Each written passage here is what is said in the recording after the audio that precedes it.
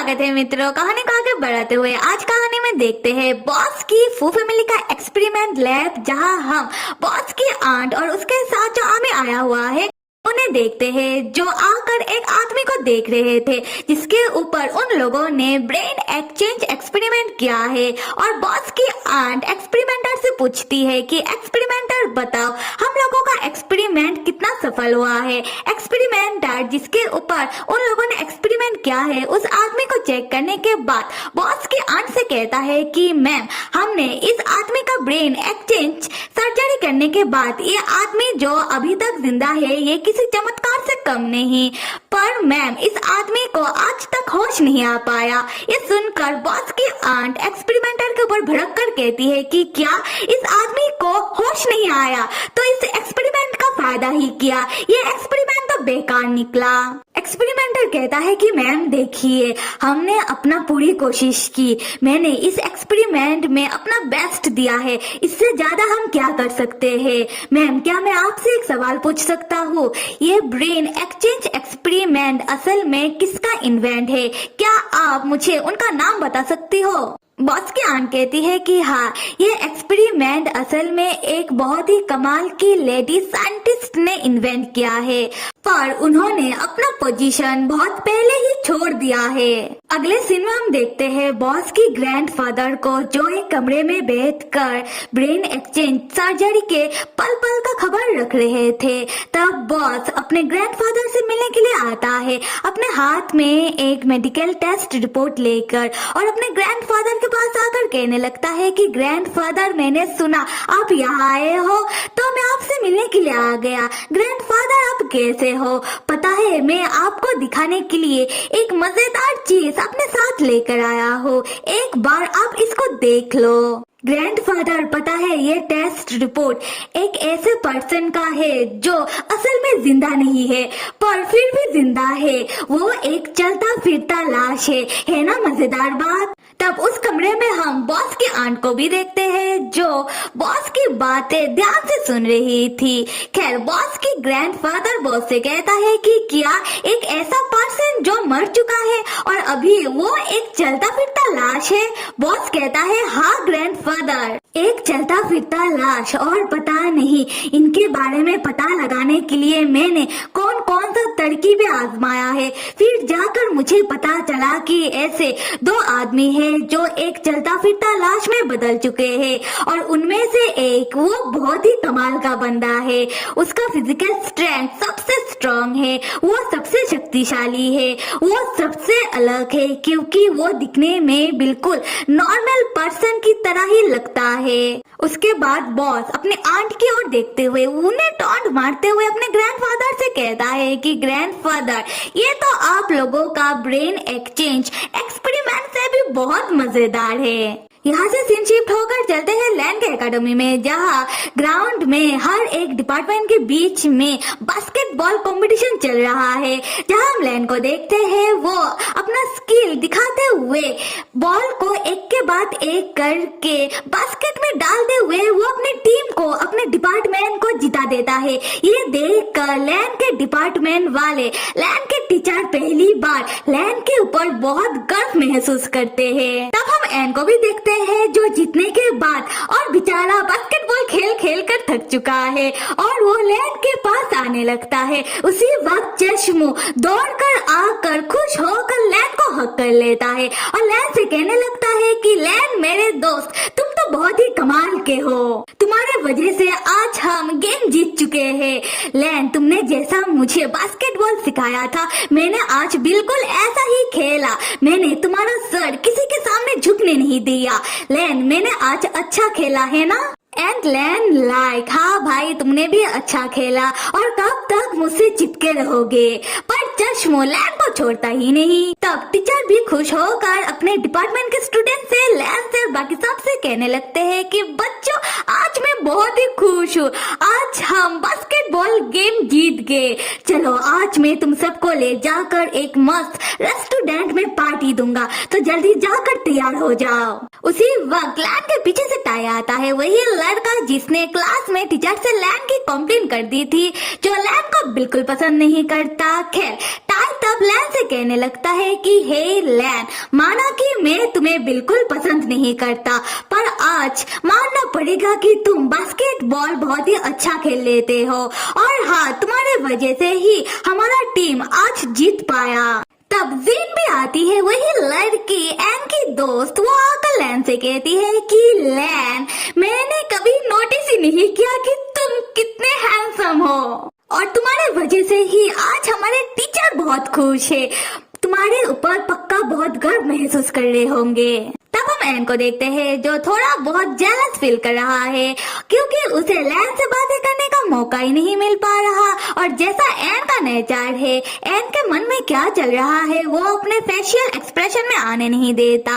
N तब smile करते हुए सबके सामने लैन का हाथ पकड़ लेता है और लैन को चश्मों से अलग करते हुए खींच कर अपनी तरफ ले आता है, और स्माइल करते हुए लैन से कहता है कि लैन सुनो ना, चलो मेरे साथ, क्योंकि टीचर अभी हमें पार्टी देंगे, तो जाकर टीचर को लूटते हैं। और यहाँ लैन का फेस देखकर पता चल रहा है कि उसे समझ आ रहा है एन अलग बिहेव कर रहा है। यहाँ से सीन शिफ्ट होकर देखते हैं लैन के एकेडमी के टीचर अपने डिपार्टमेंट के सारे स्टूडेंट को स्टूडेंट पार्टी देने के लिए लेकर आते हैं, और सारे स्टूडेंट मिलकर एक के बाद एक खाना ऑर्डर करने लगते हैं, और वेटर खाने के साथ बिल भी लेकर आता है, और बिल टीचर के हाथों पकड़ा देता है। टीचर बिल देखने के बाद उनके आंखें फटे की फटी रह जाती है, और उनके मुंह से एक ही बात निकलता है कि हाय कितना महंगा, और अपने स्टूडेंट से कहते हैं कि बच्चों, ये क्या,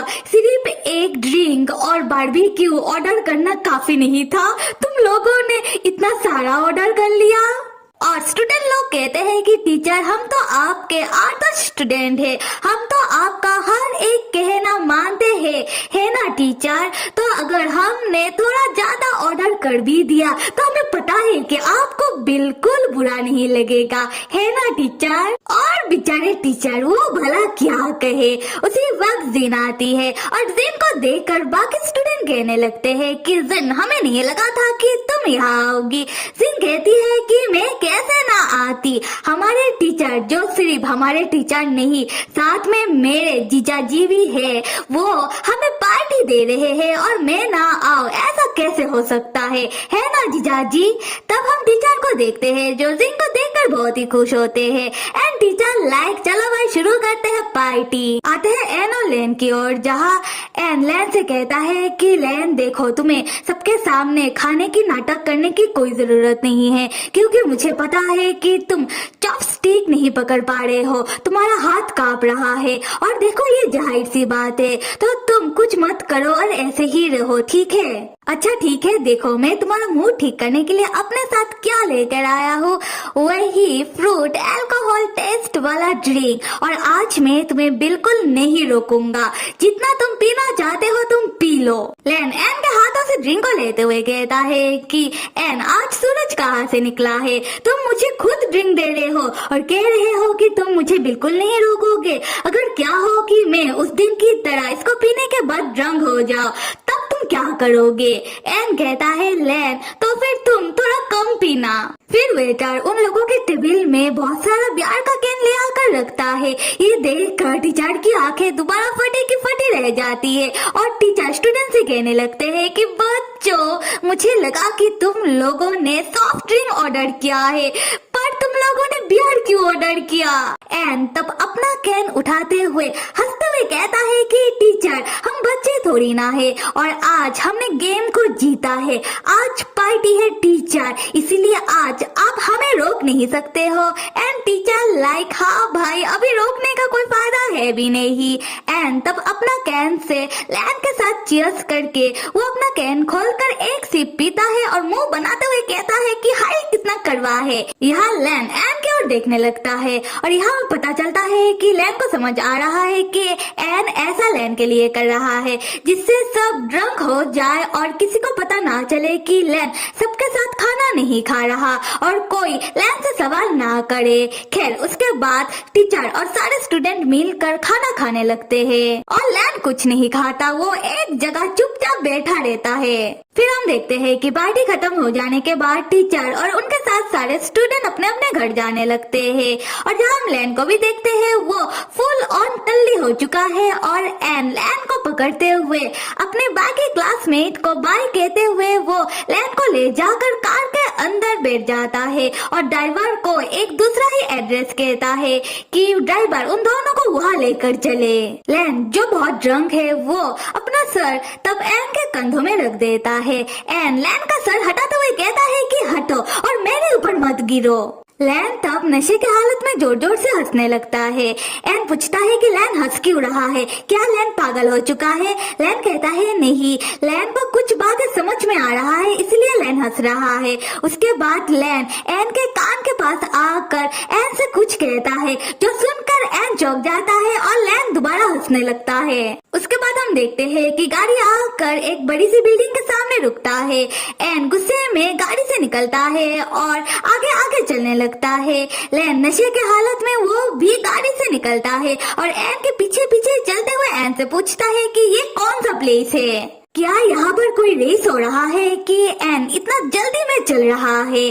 फिर लैन दौड़कर एन के पास जाता है और दोबारा एन के कानों में कहने लगता है कि क्या एन लैन से नाराज है? अगर ऐसा है इसका मतलब लैन ने जो कहा वो सही कहा। तब हम एन को देखते हैं जो ब्लश कर रहा था। उसके बाद एन लैन को धक्का मार देता है ये कहते हुए कि तुम मेरे पास से हट जाओ, जिससे नशे में टल्ली लैन जमीन में गिर जाता है और एन से कहने लगता है एन ऐसे भी क्या फर्क पड़ता है, क्या तुम्हें डर लग रहा है या फिर तुम्हें अभी मुझसे नफरत हो रहा है? देखो मैं बहुत खुश हूँ, पता है क्यों? क्योंकि मुझे पता है कि जब से मैं तुमसे मिला हूँ तब से मैं तुमसे जीत नहीं पाया। हाँ मुझे पता है कि तुम्हें लगता होगा कि मैं जीतता हूँ, पर किसी दिन जब तुम इस बारे में सोचोगे तब तुम्हें पता चल जाएगा कि जीत सिर्फ तुम्हारा होता है। ये कहते हुए ड्रंक लैन बेहोश हो जाता है। ये देखकर एन चौंक जाता है और दौड़कर लैन का मदद करने के लिए लैन के पास आ जाता है। तो फिर मेरे प्यारे मित्रों एन लैन को कहाँ लेकर आया है और लैन ने एन को ऐसा क्या कह दिया जिससे एन इतना गुस्से में आ गया, ये हमें अगले एपिसोड में पता चलेगा। और कहानी को आगे देखने के लिए आप सब लाइक, सब्सक्राइब और कमेंट करना तो बिल्कुल भी मत भूलिएगा। Till then stay with me and see you.